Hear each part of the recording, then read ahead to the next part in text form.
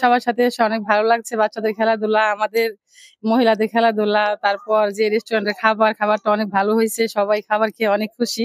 Next time যেন আরো বড় করে অনুষ্ঠানটা হয় সে আশাই করি আপনাদের কাছে।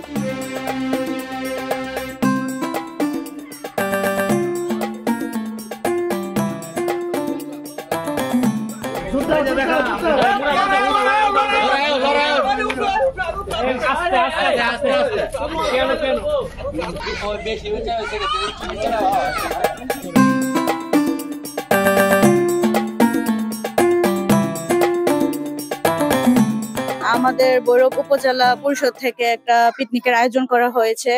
আমরা সবাই মিলে বাঙালিরা মোটামুটি সবাই একত্রিত হয়েছি।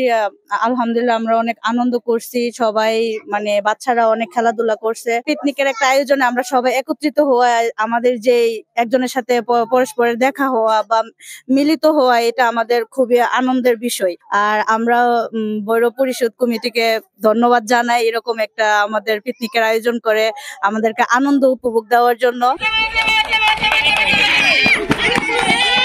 বাচ্চাদের স্কুল অফ থাকবে, তো দেখা গেছে সবাই বাসায় তো বাচ্চারা বোরিং হয়ে এরকম আয়োজন করলে সবাই খুব মানে আনন্দ ফিল করবে। আমরাও বাচ্চারাও, আমরা চাই সামনে আরো এরকম হোক। যে অনেক ভালো লাগছে, সবাই একসাথে হয়েছে।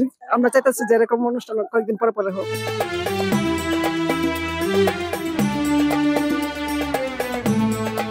প্রবাসে কর্মব্যস্ত জীবনে এই যে সবাই যে একত্রিত হয়ে খুব আনন্দ করলো, মজা করলো, এটাই কিন্তু তারা প্রত্যাশা করে যে কর্মব্যস্ত জীবনের ফাঁকে একটু প্রশান্তি, এই যে খোলা একটি জায়গা, পার্কে সবাই আনন্দ করা, এই আনন্দ যাতে তারা সবসময় করতে পারে, এটাই প্রত্যাশা তাদের। Zakir Hossain Suman, voice Bangla, Italy.